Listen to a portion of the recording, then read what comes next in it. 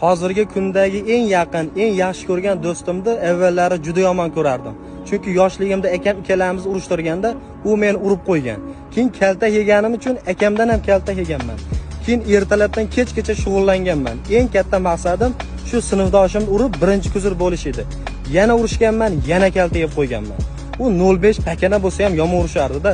Yoshligim o'sha bola bilan urushib o'tib ketgan. U urib charchamagan, men kalta yeb charchamaganman. Bir kuni hamma sinfdoshlarimni hasharga chaqirganman. Bironta sinfdoshim kelmagan. Ko'chaga chiqsam o'sha do'stim kelyapti. Bu yana urushgani kelyapti shekilli deb, endi betida anjuman qilaman desam, hasharga kelgan ekan. O'shandan keyin do'st bo'lib ketganmiz. Hozir eng yaqin do'stim shu. U 05, men no'charoqman. U qop-qora, men sariqman. Ba'zi sinfdoshlarim hazilni ham ko'tara olmaydi. Bu hazilimni ham ko'taradi, kaltaklarimni ham ko'taradi. Do'sti haqiqiysi, tozasi shunaqa bo'ladi. Choyda tozasi ham toza choy bo'ladi. Toza choy brendining